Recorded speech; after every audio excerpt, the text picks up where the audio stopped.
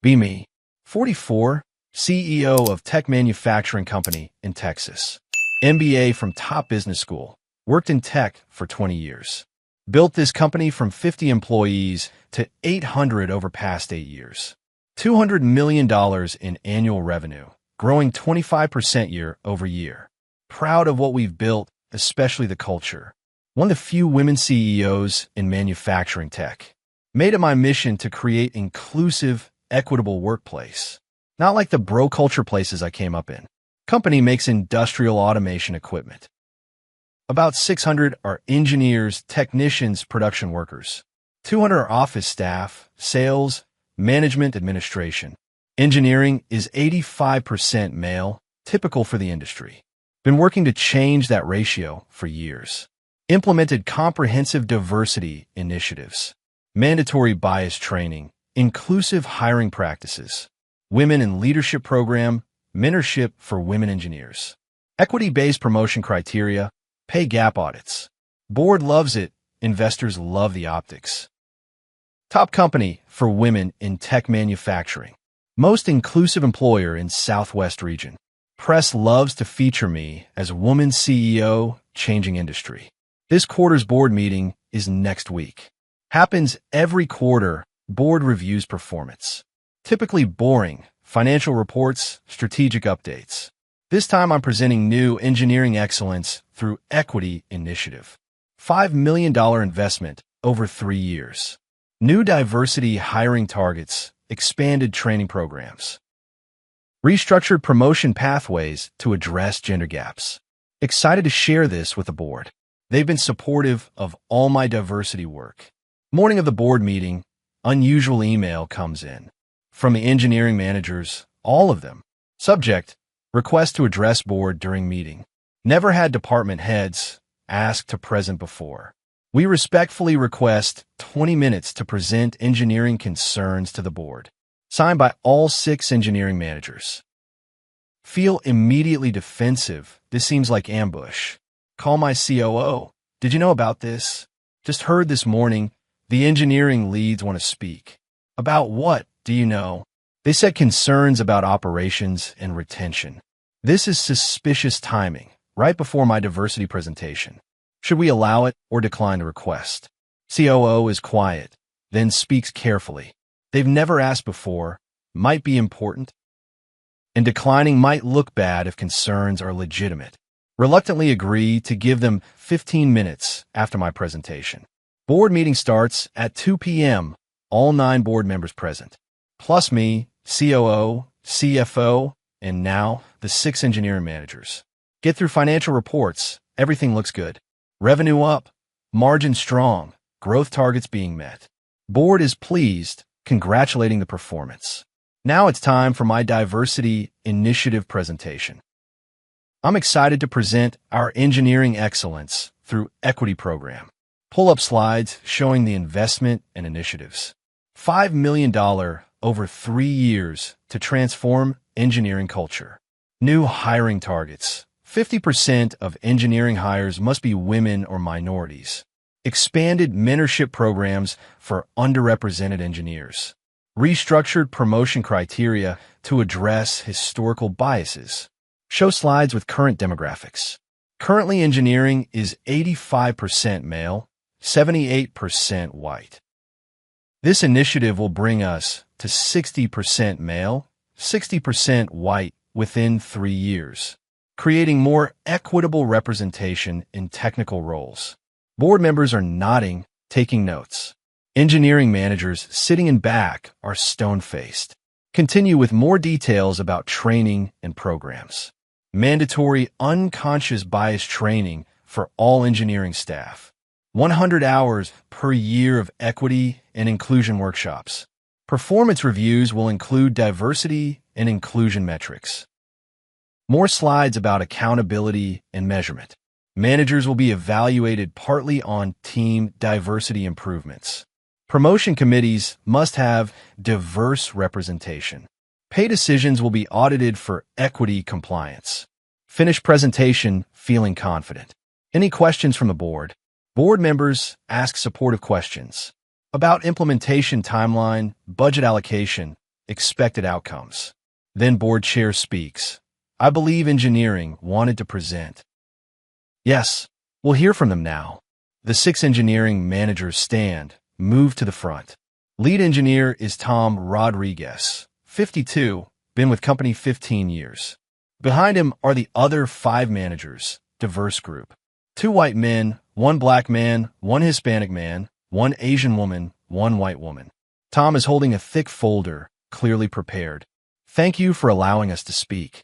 We represent 600 engineers, technicians, and production workers.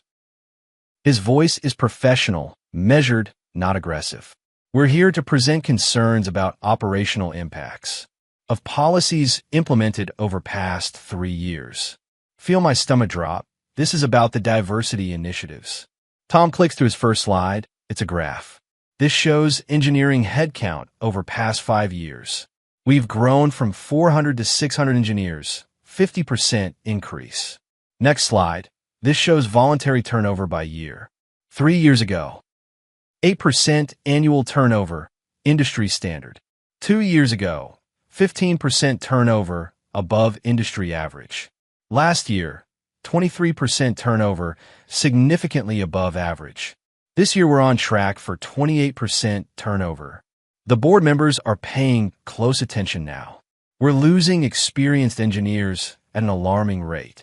Not to retirement, to other companies, taking lateral moves, or even pay cuts to leave. Next slide shows retention by demographics. Retention of male engineers has dropped from 92% to 72%. Retention of white engineers from 91% to 70%. Retention of engineers over 40 from 93% to 68%. He pauses, letting the numbers sink in. We're losing our most experienced talent. The people who know our products, our processes, our customers. The institutional knowledge that makes this company work. James, the black engineering manager, speaks next. I'm James Wilson. I run the electrical engineering division. 75 engineers, been with the company 12 years. He clicks to his slide, more data. This shows productivity metrics by team over 3 years. Output per engineer is down 18%. Quality defects are up 24%. Project completion time is up 31%. Board members are exchanging concerned glances. We're producing less with more people, making more mistakes than we used to, taking longer to complete projects. He shows another slide. Here's why. 100 hours per year of mandatory training. That's 2.5 weeks of productive work time lost per engineer. Times 600 engineers, that's 60,000 hours annually of engineering work not being done. The math is stark when presented that way. Training on unconscious bias, microaggressions, privilege, topics that don't make our engineers better at engineering, that don't help us design better products or solve technical problems. Maria, the female engineering manager, speaks. I'm Maria Santos. I run mechanical engineering, 8 years here. She's not who I expected to hear from. I want to talk about the hiring and promotion policies. Clicks to her slide showing hiring pipeline. New hiring target. 50% women or minorities. In a field where only 15% of graduates are women. Where qualified minority candidates are recruited by everyone. She shows more numbers. We interview 10 candidates to find 1 qualified woman. We make offers to women at 3x the rate of men. We offer starting salaries 12% higher to women to compete for limited pool of female candidates. This is news to me. Didn't know about the salary differential. And we still can't hit the targets because there aren't enough qualified candidates. So we're leaving engineering positions open, while qualified male candidates are rejected. Board member speaks up. How many open positions? Currently 47 open engineering roles. We have qualified applicants for all of them, but 38 of the applicants are male. So those positions stay open, waiting for female candidates. She clicks to next slide. Here's the cost of those open positions. Lost productivity, delayed projects, overtime costs. approximately $6.8 million annually, because we're prioritizing demographics over qualifications. The board is shifting uncomfortably now. Tom speaks again. Let's talk about the promotion system. Under the new equity-based criteria, promotions are partially determined by diversity metrics. He shows promotion data. Last year, we promoted 24 engineers to senior positions. 18 were women or minorities, 6 were white men. Based on our demographics, we'd expect 3 to 4 women. Instead, we promoted 18 to meet equity targets. Shows another slide with performance data. Here are the average performance scores of promoted engineers. White male engineers promoted, 4. 2 out of 5 average rating. Female engineers promoted, 3.6 out of 5 average rating. Minority engineers promoted, 3.7 to 5 average rating. He lets that sink in. We're promoting based on demographics, not performance. Passing over higher performing engineers to meet targets that don't reflect merit. David, the Asian woman manager, speaks now. I'm Susan Park. I run software engineering, 10 years here. I want to talk about what this does to team morale. She shows results from anonymous employee surveys. 87% of male engineers feel they're held to higher standards. 72% believe they're disadvantaged in promotion decisions.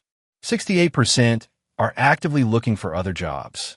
This is why our retention is collapsing. Next slide shows quotes from exit interviews. I can't advance here because I'm the wrong demographic. I outperform my peers, but they get promoted over me. Everything is about gender and race, not about engineering. I just want to do good work, but that's not what matters anymore. She's emotional now, voice shaking slightly. I'm a woman in engineering. I've faced discrimination. I support diversity and inclusion genuinely. But what we're doing now isn't inclusion. It's reverse discrimination, and it's destroying the company. Tom takes back over. Let's talk about the training. 100 hours per year of unconscious bias and equity training. He shows survey results from engineers. 78% say training is not relevant to their work. 82% say training makes them uncomfortable. 91% say training creates more division than inclusion. Clicks to actual quotes from feedback. Training assumes all white men are racist. Made to apologize for things I didn't do. Creates hostile environment instead of inclusive one. More focused on blame than solutions. James speaks again. I'm black. I've been the only black engineer in rooms. I know racism. I've experienced discrimination. But this training doesn't help. It makes things worse. He's getting passionate now. It tells white engineers they're unconsciously racist, that they can't trust their own judgments, that everything they do is suspect. How does that create collaboration? How does that build teams? He shows more data. Team collaboration scores down 34% since training started. Cross-functional project success down 28%. Engineers are scared to give feedback across demographic lines. Scared to disagree, scared to challenge, scared to collaborate normally. Maria speaks, and the impact on women engineers, the ones this is supposed to help. She shows survey results from female engineers. 62% of women engineers feel their achievements are questioned. Did I get this promotion because I earned it or because I'm a woman? 54% report being treated differently by male colleagues. Not because of sexism, because of fear. She's getting emotional. Male engineers won't mentor women anymore. Too afraid of being accused of something.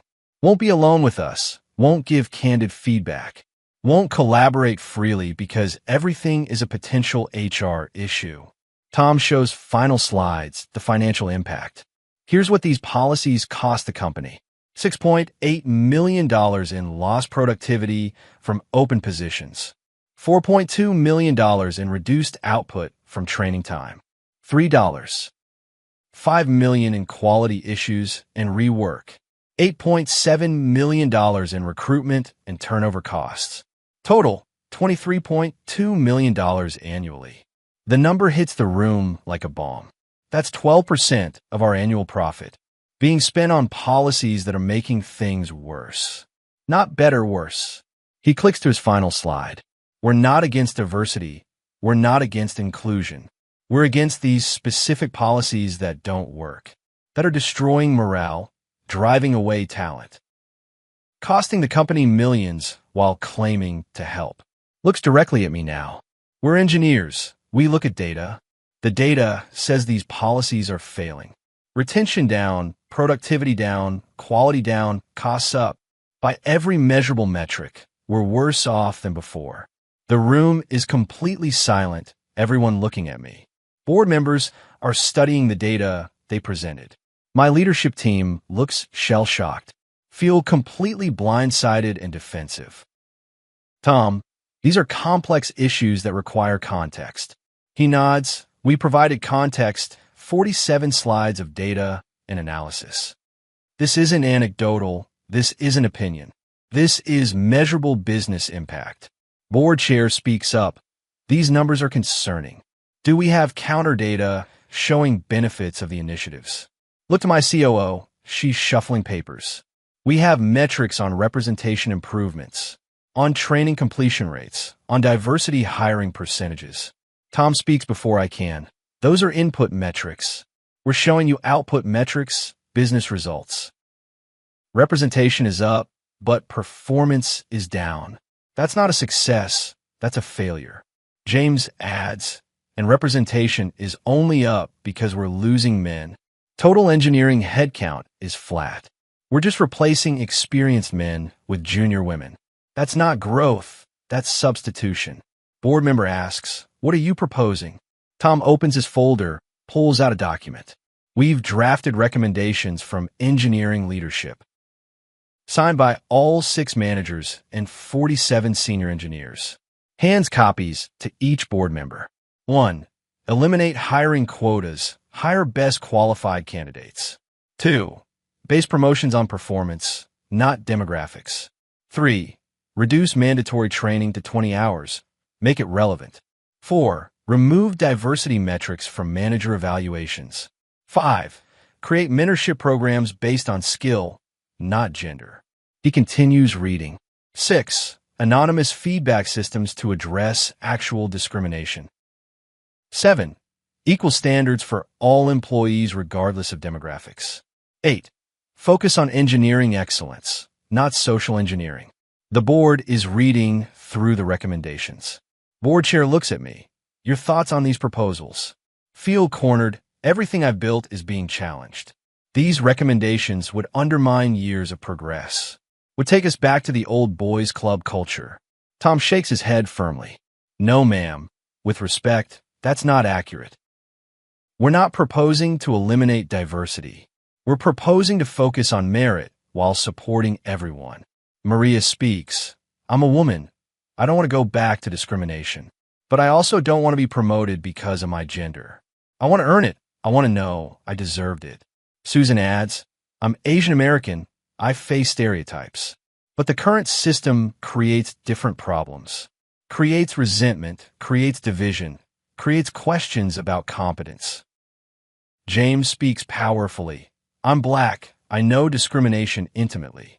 My grandfather couldn't drink from the same fountain. I've been followed in stores, pulled over for driving while Black. But these policies don't address real discrimination. They just create different unfairness going the other direction. Board member speaks. The financial impact is significant.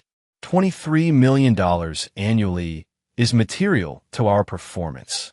We need to address this regardless of the social goals. Another board member, and the retention data is alarming. Losing experienced engineers could cripple the company, especially if competitors are hiring them. Tom speaks. Our competitors are recruiting our people. Promising merit-based environments, no political focus. Engineers just want to engineer, want to be judged on their work, not their demographics. Board chair looks at the data, then at me. I think we need to seriously reconsider these initiatives. The business impact is too significant to ignore. Feel panic rising, years of work being dismantled. The data doesn't tell the whole story. We're making progress on inclusion and representation. Tom speaks respectfully but firmly. Ms. Martinez, we respect what you've tried to do. We understand you want to make things better. But the evidence shows these specific policies are hurting. Hurting the company, hurting employees, hurting results. He gestures to the other managers. We're begging you to listen to us. We're the ones implementing these policies daily. We see the impact on our teams, on morale, on performance. We're telling you it's not working. Board member asks engineering managers, what happens if nothing changes? They look at each other. Tom answers honestly. We lose more engineers. The best ones leave first. Quality continues declining. Projects continue slipping. Eventually, we can't deliver on our commitments, and the company suffers consequences in the market. He pauses, then adds, and the 6 of us will leave too. We can't continue managing under these policies. Can't keep losing our best people to ideology. Can't keep watching the company deteriorate. The threat of all 6 engineering managers leaving is serious. Board members are whispering to each other. Board chair calls for 15-minute recess. My team and I step out. They're looking at me. They ambushed us with data we weren't prepared to counter. So speaks carefully. They weren't wrong, though. The retention numbers, the productivity numbers. I've been trying to tell you for months. Feel betrayed. You knew about this. I knew engineering was struggling. You said it was resistance to change, adjustment period. But it's been 3 years. At some point, it's not adjustment. CFO adds, the financial impact is real. $23 million is 12% of profit. That's material. Board fiduciary duty requires addressing it. Feel everything collapsing around me. Board reconvenes. Everyone takes their seats. Board chair speaks, addressing me directly. We need to see a revised approach within 30 days. One that addresses the engineering concerns, while maintaining commitment to diversity. Turn to engineering managers. We'll work with you on revisions. Tom nods. Thank you, that's all we're asking. To be included in decisions that affect our teams. To have our operational concerns taken seriously. Meeting ends. Board members talking amongst themselves. Engineering managers leave as a group. My leadership team is silent, defeated. That evening can't sleep, replaying everything. All those statistics, all that data. The quotes from exit interviews. The retention numbers, the productivity decline. Pull up the internal data, verify their numbers. Everything they said was accurate. We are losing experienced engineers at an alarming rate. We're spending millions on policies that aren't working. We are creating division instead of inclusion. Look at my own emails over past 3 years. See the pattern I didn't want to acknowledge. Engineering managers raising concerns, me dismissing them. These are growing pains as we transform culture. Resistance is expected during organizational change. Some people will self-select out if they can't adapt. Never considered they might be right about the problems. Just assumed they were resistant to progress. Spend the weekend reading engineering surveys. Employee feedback I've been ignoring. Can't be myself anymore. Everything is political. Feel like I'm walking on eggshells constantly. Just want to focus on engineering, not demographics. Promotion decisions seem arbitrary and unfair. Training is divisive and demoralizing. Page after page of legitimate concerns that I dismissed as complaints from privileged people who didn't want to give up their advantages. Monday morning, call meeting with engineering managers. All 6 come to my office, cautious but professional. I want to apologize for Friday, for being caught off guard, for being defensive, for not listening to your concerns earlier. Tom speaks for the group. We appreciate that. We know you meant well with the initiatives, but intent doesn't matter if the impact is harmful. His words echo what I've said in diversity training about how impact matters more than intent. My own teaching being used to show my failures. I want to understand what you need specifically to make this company work for everyone. They've come prepared. Pull out detailed proposals. Hire based on qualifications with outreach to diverse candidates. Promote based on performance with transparent criteria. Training focused on engineering skills and actual collaboration. Mentorship pairing based on technical needs, not demographics. Anonymous reporting for actual discrimination, not perceived slights. Everything focused on excellence with support for everyone. Spend the next month completely restructuring, working with engineering managers, getting their input, including them in decisions instead of imposing from above. The new approach is different from what I envisioned. Less about representation metrics, more about actual fairness. Less about mandatory training, more about real support. Less about demographic targets, more about engineering excellence. Present revised approach to board next month. Engineering managers present with me this time. United front instead of opposition. Board approves the changes, cautiously optimistic. Over next 6 months, slowly see improvements. Retention starts stabilizing, turnover decreasing. Productivity metrics improving. Quality issues declining. Engineers report feeling less stressed, more focused.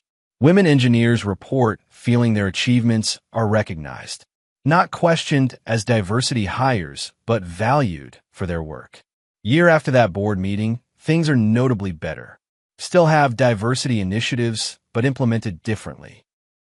Still support underrepresented engineers, but don't exclude others. Still care about inclusion, but focus on actual performance. Tom stopped by my office one afternoon. Wanted to update you on retention numbers. Down to 11% turnover, almost back to industry standard. That's incredible. Thank you for the work. He smiles. Thank you for listening finally. For being willing to change course. Most CEOs would have doubled down. Feel grateful and humbled. I almost dismissed everything you said. What changed your mind? The data. Couldn't argue with the numbers. And realizing I was hurting people I meant to help. TFW engineering managers call you out in board meeting. TFW, they present data showing your policies are failing. TFW retention is down 28%, productivity down 18%. TFW policies cost $23 million annually with no benefits. TFW experienced engineers are fleeing the company. TFW training creates division instead of inclusion. TFW women feel their achievements are questioned. TFW all 6 engineering managers threaten to leave. TFW board demands you revise everything. TFW, you have to completely restructure your initiatives. Still believe in diversity and inclusion. Still think representation matters in tech. Still support underrepresented engineers. But now understand that includes treating everyone fairly. Not hiring quotas, but qualified candidates. Not demographic targets, but engineering excellence. Not forced training, but real collaboration. Not gender-based decisions, but merit-based ones. Tom and the engineering managers taught me that. By having courage to present data in board meeting. By risking their jobs to demand better. By showing me the cost of my ideology. In numbers I couldn't dismiss or ignore. Lost years and millions learning that lesson. But saved the company by actually changing. By letting go of quotas and focusing on fairness. By including engineers in engineering decisions. By measuring success through outcomes, not inputs. That's what good leadership requires. What mine finally became at 44. After engineering managers confronted me. With data I couldn't refute. And board demanded I listen. To the people actually doing the work. Who knew better than I did. What the company actually needed. Not what I thought it needed. But what the data showed it needed. That's the difference. Between ideology and reality. Between intent and impact. Between theory and practice. I learned it the hard way. But at least I learned it. Before losing the entire engineering team.